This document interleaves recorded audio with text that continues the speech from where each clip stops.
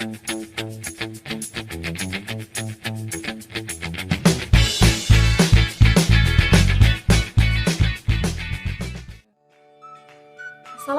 warahmatullahi wabarakatuh. Sabahul Khair, kaifa halukum? Bertemu lagi dengan saya, Eva Triani, dalam channel YouTube Eva Triani. Sebelum belajar, jangan lupa subscribe dan aktifkan tombol notifikasi agar tidak ketinggalan informasi. Sebelum belajar, marilah kita berdoa terlebih dahulu. Adapun tujuan pembelajaran pada video kali ini adalah dengan disediakan gambar rangka manusia, siswa dapat mengidentifikasi rangka manusia dengan benar. Hari ini kita akan belajar tentang rangka manusia. Kira-kira, apa yang terlintas di pikiran anak-anak ketika mendengar istilah rangka manusia? Yaps, pasti yang dipikirkan adalah tentang otot dan tulang. Memang benar, rangka manusia tidak terlepas dari yang namanya tulang dan otot. Maka, diperhatikan baik-baik ya. Tanpa tulang dan otot, manusia tidak dapat bergerak karena tulang merupakan alat gerak pasif dan otot merupakan alat gerak aktif pada organ gerak manusia.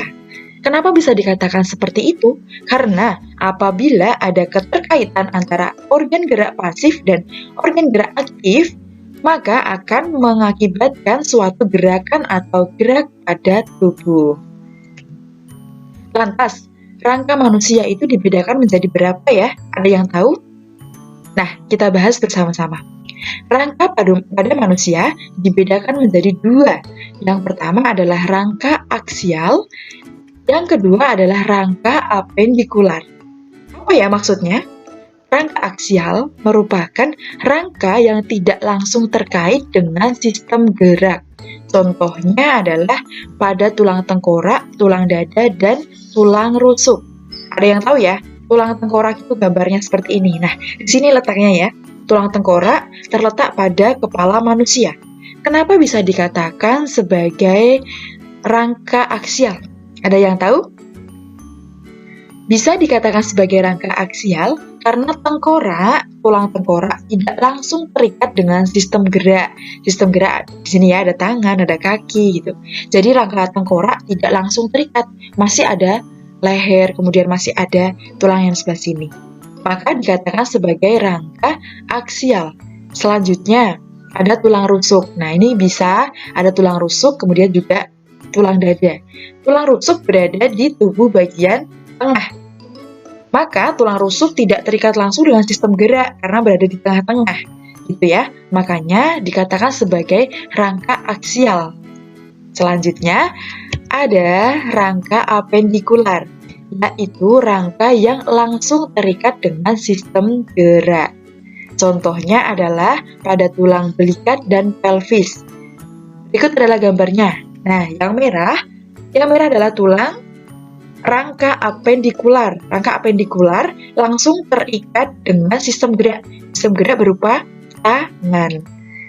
Yang kedua adalah tulang pinggul dan kaki digabungkan atau dihubungkan dengan rangka apendikular. Makanya kaki kita bisa bergerak karena adanya rangka apendikular. Paham ya bedanya rangka aksial dan rangka apendikular? Kemudian, di awal Bu Eva menyampaikan ada yang namanya alat gerak pasif dan ada yang namanya alat gerak aktif. Alat gerak pasif dibedakan menjadi dua, yaitu anggota gerak bagian atas dan anggota gerak bagian bawah. Nah, anggota gerak bagian atas itu terdiri dari tulang lengan atas, kemudian tulang hasta, tulang pengumpil, tulang pergelangan tangan, tulang telapak tangan. Nah, berikut adalah gambarnya. Bisa dilihat dan diperhatikan di tangannya masing-masing ya. Tulang lengan atas, jelas tulang lengan atas, kemudian ada tulang lengan bawah. Tulang lengan atas berfungsi untuk membentuk tulang lengan bawah ya. Kemudian ada tulang lengan bawah. Tulang lengan bawah dibedakan menjadi dua juga. Ada tulang hasta dan tulang pengumpil. Tulang pengumpil itu yang terikat langsung dengan jari telunjuk kita. Coba. Semuanya anak-anak memegang tangannya masing-masing. Kita perhatikan tulang lengan bawah yang terikat langsung dengan jari pengumpil dari telunjuk kita. Ya, itu namanya tulang pengumpil. Yang kedua adalah tulang hasta. Tulang hasta itu yang bawahnya, yang tidak terikat langsung dengan jari kita, jari telunjuk kita. Paham ya? Kemudian ada tulang pergelangan tangan. Jelas, tulang pergelangan tangan yang biasanya kita pakaiin jam ya, pakaiin jam, gelang, ataupun aksesoris yang lain. Ini ya, tulang pergelangan tangan. Kemudian tulang jari tangan. Jelas, tulang jari tangan ini ya. Ini yang dinamakan tulang jari tangan.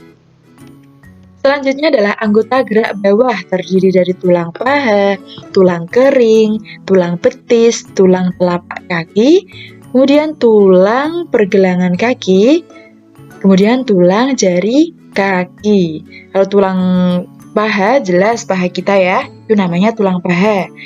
Kemudian tulang kering ini sebagai penahan benturan di kaki dan sebagai penggerak untuk berjalan dan berlari. Kemudian ada tulang betis yang biasanya kita ngeluh, duh betisku sakit, yang biasanya kram gitu ya, itu yang dinamakan tulang betis. Kemudian tulang pergelangan kaki adalah pergelangan kaki kita.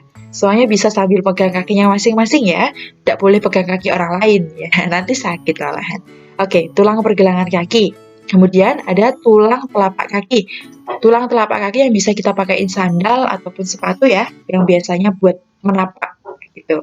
Kemudian tulang jari kaki. Jari-jari kita itu ada tulang jari kaki. Nah, ini gambarnya ya. Dari atas tulang paha, kemudian tulang kering, tulang betis, tulang pergelangan kaki, tulang telapak kaki, dan tulang jari kaki. Selanjutnya, alat gerak aktif. Alat gerak aktif pada rangka manusia yaitu otot ya. Semua anak-anak bisa melihat otot itu di mana kira-kira? Banyak ya. Banyak dalam tubuh kita itu terdiri dari berbagai macam otot. Nah, yang kita bahas pertama adalah fungsi otot pada manusia.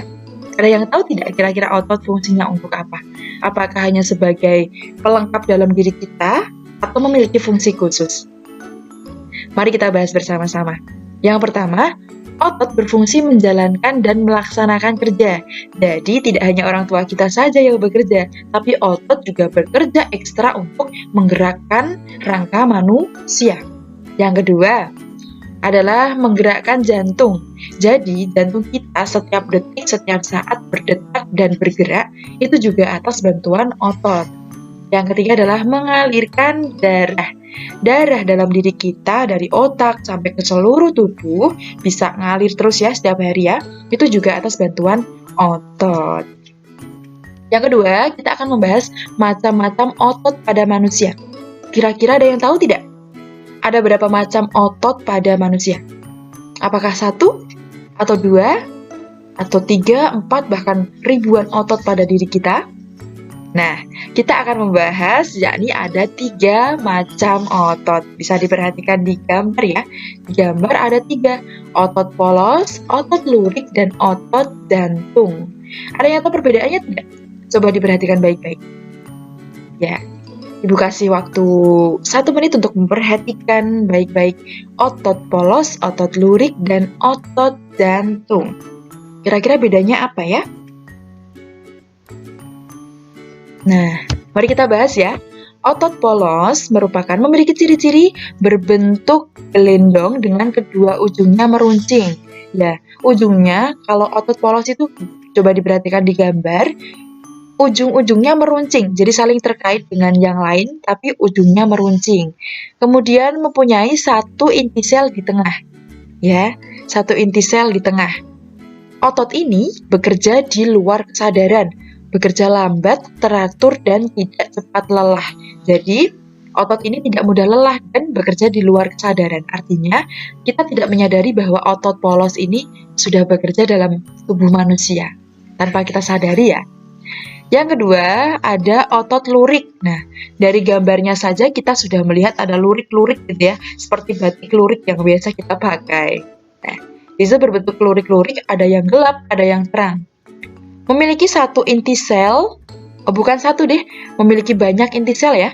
Kalau kita lihat, perhatikan, banyak inti sel di situ. dan dapat mengalami kelelahan. Jadi otot lurik ini tidak seperti otot polos yang tidak mudah lelah, tapi kalau otot lurik ini juga bisa mengalami kelelahan. Otot lurik juga dikatakan sebagai otot rangka. Biasanya melekat pada rangka pada tubuh manusia. Yang terakhir ada otot jantung. Kalau terdengar dari namanya sih, ada otot jantung, berarti letaknya di jantung. Berbentuk silinder atau seperti tabung, seperti di gambar ya. Kemudian memiliki pencabangan atau bercabang-cabang. Kemudian memiliki satu inti sel yang berada di tengah. Dan otot ini terletak pada jantung manusia. Otot jantung ini bekerja terus tanpa istirahat loh. Dan bekerja tanpa kesadaran manusia. Artinya otot jantung bergerak tapi kita tidak sadar bahwa otot jantung sudah bergerak.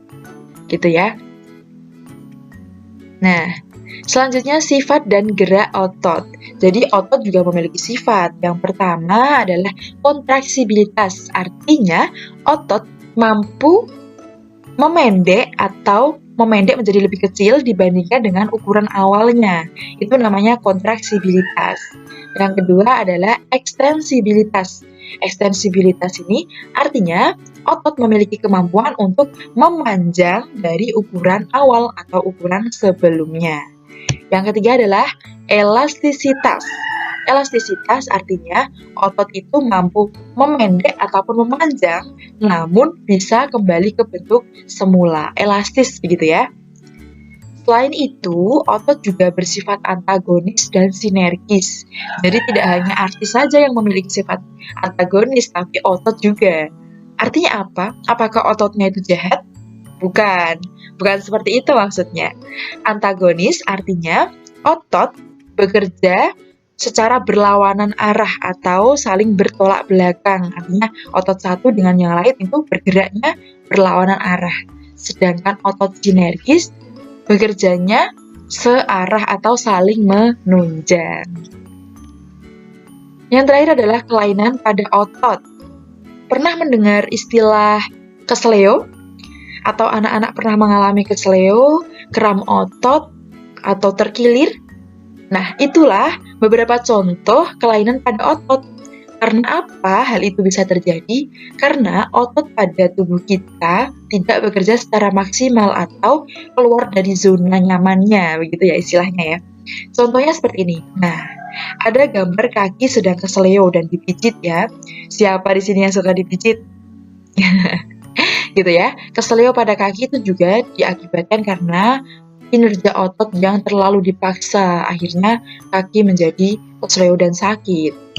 Yang kedua ada, ini namanya penyakit Parkinson. Tangannya menjadi keriput-keriput seperti itu ya, itu ototnya juga bermasalah karena terjadi kelainan pada otot. Yang ketiga ada, siapa yang pernah seperti ini? Ini terutama yang suka main bola nih, suka main olahraga. Biasanya kram pada betis, tiba-tiba terkilir, kemudian merasa kram banget lah. Itulah yang dinamakan kram pada otot. Yang ketiga, yang terakhir juga kram ya. Kalau kita tiba-tiba berlari ya, lari pagi, kita memaksakan diri untuk olahraga tanpa pemanasan sebelumnya, itu juga bisa mengakibatkan kram pada otot kita, karena otot belum siap, tiba-tiba kita sudah paksakan untuk beraktivitas yang berat. Makanya untuk anak-anak kalau mau beraktivitas harus pemanasan terlebih dahulu, terutama aktivitas yang memerlukan kinerja fisik. Gitu ya. Nah, itu tadi adalah pembahasan tentang materi rangka pada manusia. Sampai berjumpa di video selanjutnya.